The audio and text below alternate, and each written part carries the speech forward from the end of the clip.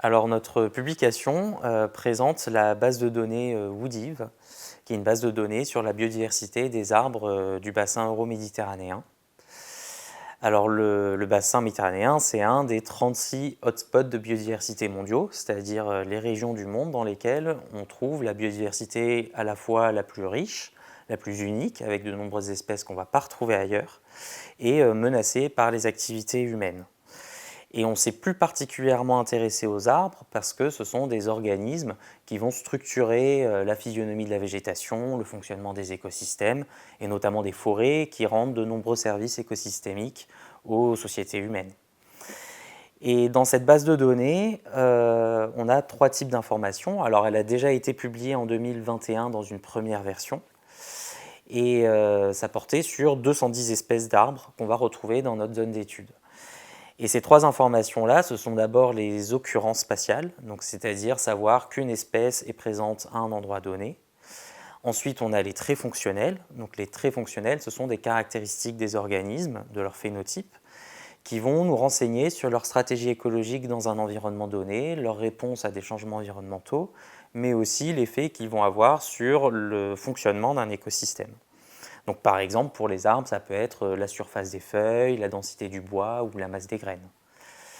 Et le troisième type d'information qu'on avait regroupé, c'était de construire un arbre phylogénétique à partir des séquences d'ADN de toutes nos espèces, donc qui va retracer les relations de parenté évolutive entre les espèces de notre base de données. Mais il restait quand même un certain nombre de lacunes dans cette première version.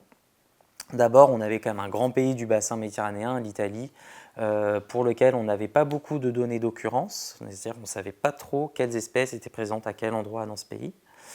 On traitait seulement de 4 traits fonctionnels différents, alors qu'on peut en considérer beaucoup plus, et on avait pas mal de données manquantes, notamment sur des espèces endémiques qui poussent dans des endroits très inaccessibles, qui vont être peu étudiés, assez méconnus. Et notre phylogénie n'était pas ancrée dans un contexte temporel, c'est-à-dire que si on était capable de dire que telle et telle espèce sont apparentées évolutivement, on ne pouvait pas dire combien de millions d'années d'évolution les séparent exactement. Donc, dans le cadre d'un projet financé par le programme Biodiversa, qui s'appelle Integradive et qui est porté par l'INBE, on a cherché à combler ces lacunes. Donc pour ça, en fait, on a travaillé avec une équipe de chercheurs et de botanistes italiens de l'université de Gênes.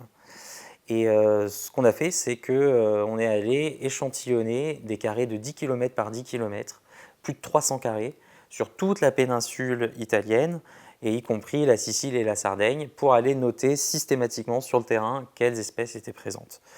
Donc ça a permis d'accroître considérablement la connaissance qu'on a de la distribution géographique de ces espèces dans ce pays. Et on en a profité pour mesurer tout un tas de traits fonctionnels, notamment sur ces espèces endémiques. Par exemple, on en a une qui pousse uniquement sur l'île de Stromboli, dans les îles éoliennes, un volcan en Sicile, pour lesquels on n'avait pas de données. Et ce programme a permis d'aller tirer des informations sur le terrain sur ces espèces-là très méconnues. Et maintenant, on dispose d'un jeu de données qui est très complet, qui est formaté, harmonisé, accessible en libre accès pour tous les chercheurs, pour creuser tout un tas de questions en écologie et en biologie de la conservation.